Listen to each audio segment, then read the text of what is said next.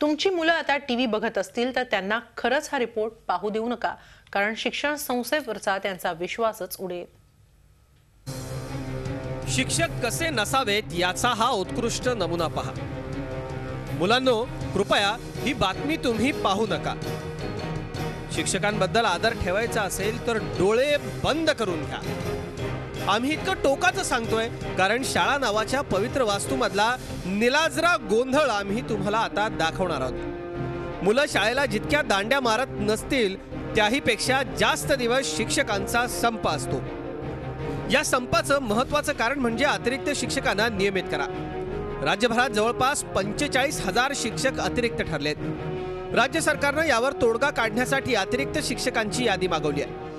कांदिवलीमधल्या बालक विहार शाळेचे मुख्याध्यापक प्रवीण कदम यांनी 4 अतिरिक्त शिक्षकांची नावं पाठवली आणि बाहेर आला एक धक्कादायक घोटाळा। हे 4ही शिक्षक या शाळेचे कर्मचारीच नाहीत। पहिला पाढा शाळेच्या बेशिस्तीचा, पुढचा पाढा शिक्षण विभागाच्या अनागोंदी कारभाराचा। शिक्षण विभागानं त्यापैकी एका शिक्षकाला दुसऱ्या शाळेत सामावूनही घेतलं। जे शिक्षक शाळेत नाहीतच त्यांना मलई आणि जे खरंच अतिरिक्त शिक्षक आहेत त्यांच्यावरचा अन्याय कायम। असाच हा प्रकार झालाय, कारण हे 4ही अतिरिक्त शिक्षक शाळेत आहेत असं दाखवून त्यांच्या नावावर कुणीतरी पगारही लाटलाय।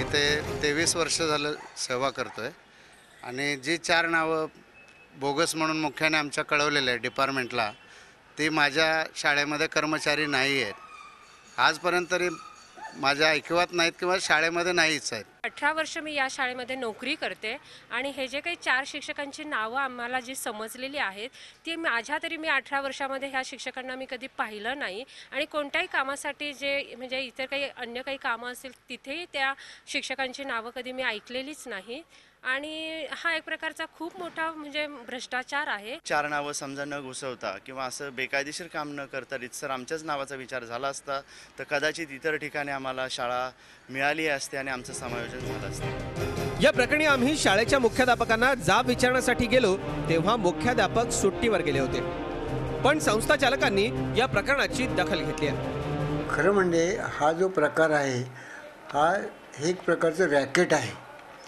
या रॅकेटमध्ये शिक्षण अधिकाऱ्यांच्या संगनमताशिवाय हे होणेच शक्य नाही। शाळेचे मुख्याध्यापक हे त्यात एक कल्प्रिट मोठे आहेत। आतापर्यंत पुढे आलेलं हे एक उदाहरण, अशी आणखी किती उदाहरणं असतील हे त्या भ्रष्ट शिक्षण कारभाऱ्यांनाच ठाऊक। मुळात मुख्याध्यापकांना असली अफरातफर करताना लाज वाटली नाही का? त्याही पुढे जात शिक्षण विभागाला अतिरिक्त शिक्षकांची साधी पडताळणी करण्याची जराही गरज वाटली नाही?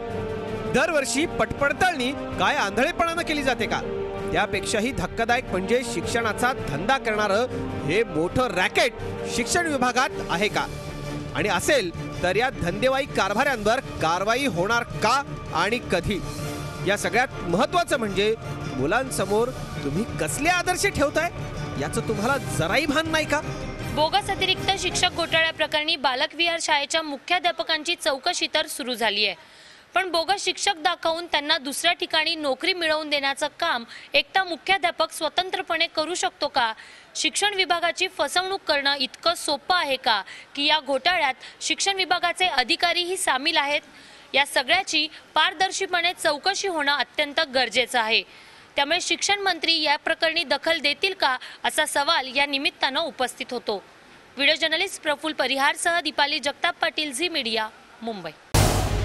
झी 24 तास रहा एक पाऊल पुढे।